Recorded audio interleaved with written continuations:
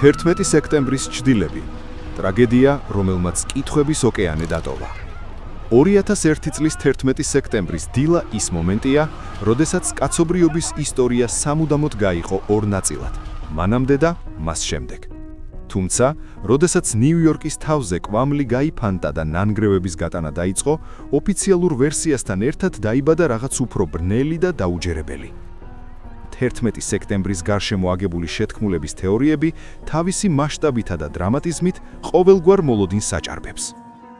ყველაზე ხმამაღალი და შოკის მომგვრელი თეორია ტყუპით სათამჯნების ჩამოშლას ეხება. მიუხედავად იმისა, რომ ოფიციალური გამოძიება და ინჟინრების უმრავლესობა ამტკიცებს, რომ შენობები თვითმფრინავების შეჯახებისა და საავიაციო საწვავისგან გამოწვეულმა ხანძარმა დაანგრია, სკეპტიკოსები სხვა რამეს ხედავენ. ისინი ამტკიცებენ, რომ ეს იყო კონტროლირებადი აფეთქება. თერმიტი, ნანოთერმიტი და წინასწარ დამონტაჟებული ასაფეთქებელი ნივთიერებები.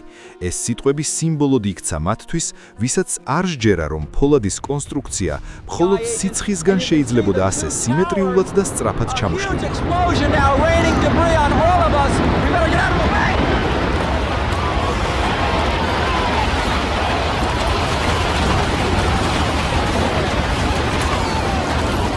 განსაკუთრებულ კითხვებს იწვევს მეშვიდე შენობის ბედი, რომელსაც თვითმფრინავი საერთოდ არ დასჯახებია, თუმცა ისიც ნანგრევებად იქცა. ტრაგედიის გეოგრაფია მხოლოდ მანჰეტენით არ შემოიფარგლება. ვაშინგტონში, პენტაგონის კედლებთან სხვა კითხვები გაჩნდა. შეთქმულების თეორიის მომხრეები, მათ შორის ცნობილი ფრანგი მწერალი ტიერი მეისანი, ამბობენ, რომ ხვრელი შენობაში ძალიან პატარა იყო ბოინგ 745-ისთვის. მათი ვერსიით, პენტაგონს ამერიკისავე მთავრობის მიერ გაშვებული რაკეტა მოხვდა.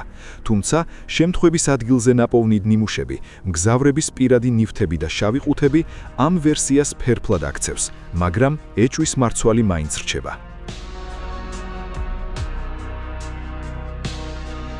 არანაკლებ ემოციურია რეის 93-ის ისტორია, რომელიც პენსილვანიის მინდორში ჩამოვარდა.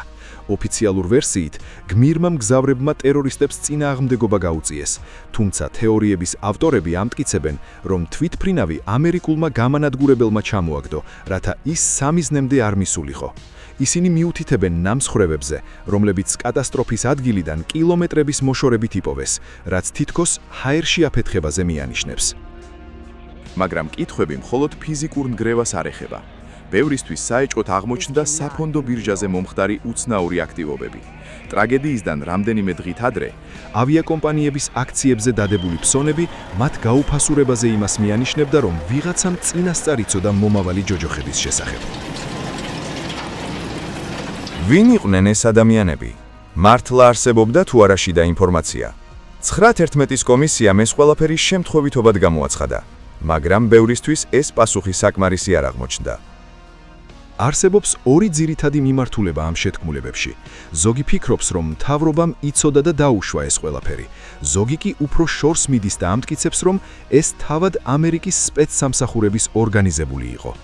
მოტივად კი ავღანეთსა და ერაყში შეჭრის გამართლებას ასახელებენ. ამ თეორიებმა წარმოშვა მთელი მოძრაობა, რომელსაც 9/11 truth ქვიხ.